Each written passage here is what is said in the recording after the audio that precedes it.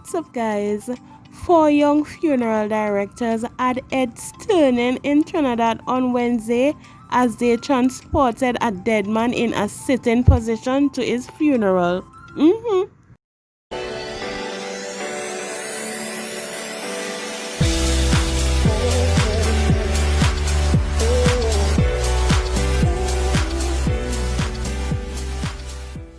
Yes, guys, by now you may have heard about the first of its kind funeral in Trinidad and Tobago.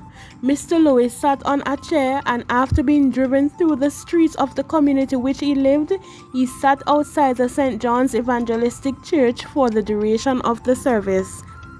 It was the work of Dennis Funeral Home, a funeral home run by four brothers. This is what they had to say. Initially, it was a request from the family, and we went along with it.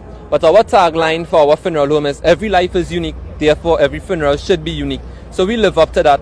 We are a group of young people that are making a very different and a high impact in this funeral industry. We are qualified funeral directors and embalmers, and we are just showing off our talent and which we could do. Funeral is not something to be sad about. You know, we showcase the person as how they would have been alive, how you would have remembered them alive, and that is all we are doing here today by having the deceased sitting in this chair and being carried around into the community that he would have been in due to his unfortunate death. Now, you said that initially it was a request from the family.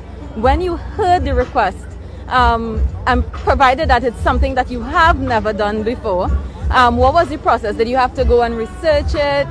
What was that process like? So we have a list of things that we want to put out there to the public. This was one of the stuff on our list, so we would have done our homework way before the request, and we know exactly what to do.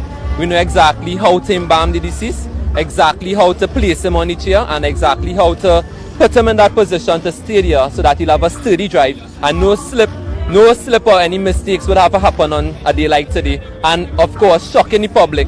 I know the public is very amazed at this, what we have done. Because right? I was going to ask you, what has the response been like from persons? I know you would have driven him through the streets before coming to the church. What has that response been like? The response has been very good because we have, because people haven't seen this before, they are very inclined to it.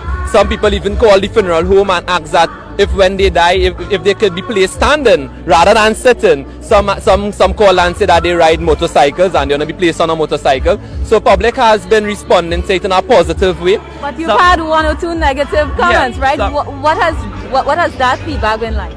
We can't just go with what our grandfathers and our forefathers would have done before.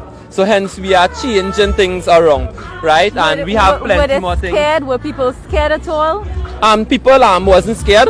I just think some people were just very surprised. They are very surprised of the manner in which it is done. I think people are more curious as to how he's staying there without moving. People are more curious to that rather than being scared of the deceased. A gentleman even came to the funeral today and was asking where the deceased is. When he saw the deceased, he was rather surprised. So I have a question. What happens after the service in terms of burial or cremation? What happens? So after the service, we are heading to the Diego Martin Public Cemetery for burial, and he'll be placed in his casket there.